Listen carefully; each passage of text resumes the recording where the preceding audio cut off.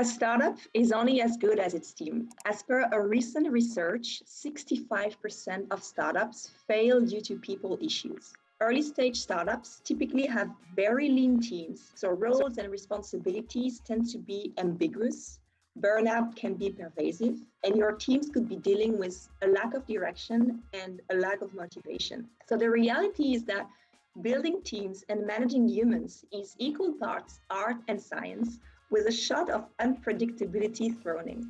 I'm Alice Basomi, principal at Jungle Ventures, and I'm here with Anne Caron, a people strategy expert who spent her early days at Google and then authored a book on how to build a positive and performing organization that scales.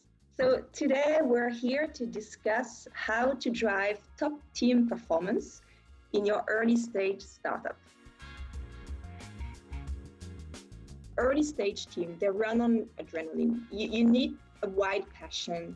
You need to believe in the company. You need to believe in the founders. So as a founder, how do you kind of inculcate that passion into your team, especially the first few employees and when you start scaling? So communication is the key here, and build that routine of communicating and even over communicating. So you need to really create a system where people can have access to you. I do see a lot of employees at a later stage that have never met the founders, that have never heard the founder, that have never seen the founder, or even that have never read the founder. It's like they're in their little, position with their role and very limited to that. So they need to hear from you. So how do you do that? To me, that's extremely important to have some regular ongoing communication channel. All hand, especially if it's weekly or if it's bi-weekly or monthly, that's usually the frequency that I would recommend. Keep it super, super minimal. It's not about doing an update of the whole department of the organization. That's boring. Everybody hates it. Everybody that does it anyway, they just wake up when it's their turn to speak and then they get back to sleep. So updates in those in this format doesn't work. However, it could be a way just to come in front of the organization to make one or two announcements, and then you just get a Q&A where people can really ask the difficult questions, and that's okay if people ask you the difficult questions, because if they don't ask it to you, they will ask to their colleagues, and that will start to build some insecurities. So it's better that it comes to you. You know how to address it, even if you say we don't have the answer now and we don't know, or they'll tell you later. So this is the core. Then I would also encourage, especially in time of COVID, when people are working remotely, to have some regular channel of communication. That could be an email, that could be a Slack channel, that could be a video, whatever you're comfortable with, but where you regularly update the team on what's going on and share a little bit about something that inspired you. I don't know, a video that you watched recently and you felt it was quite relevant to the organization, where you worry about people because there's another wave of COVID, whatever. So this is something that you can implement quite easily. And then there are ad hoc emails or other channels that you can use on a more ad hoc. But usually the hardest is to get started and to get into a routine.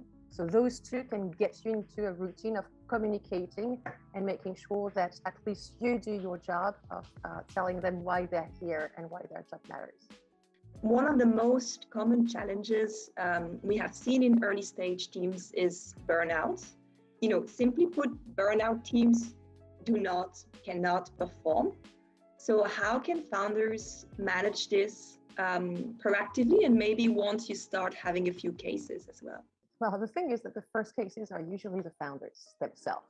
There is actually a misbelief around the fact that we think that in order to be successful, you need to work a lot.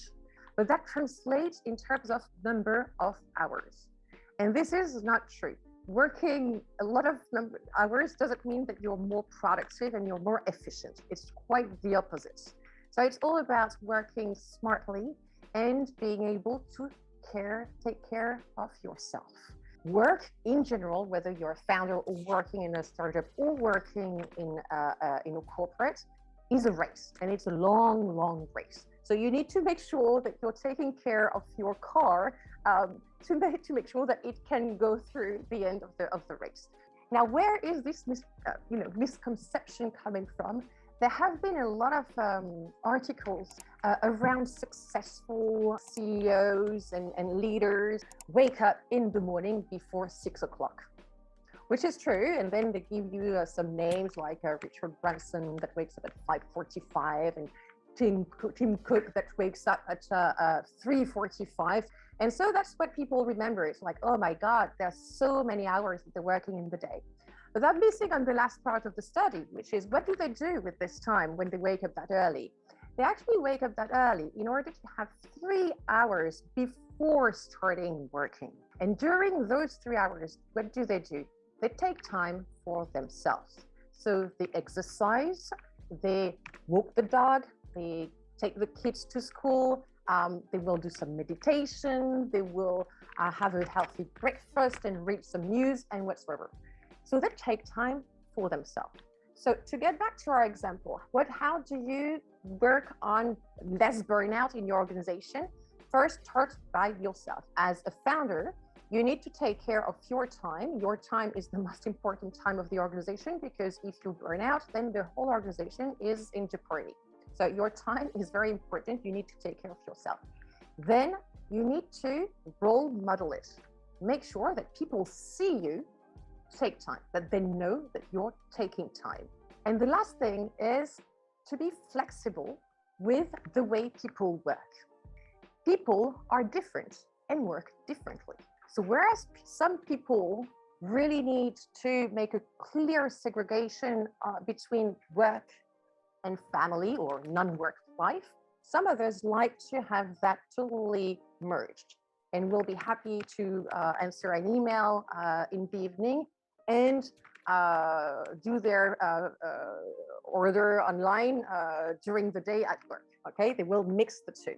People have different styles, and we need to have an organization, a way of working that allows people to work the way they want. Okay, we said earlier that we need to do a good job at hiring.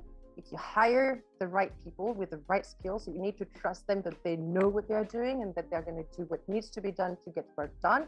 So give them the flexibility, and you will have much better results because less burnout and more motivation.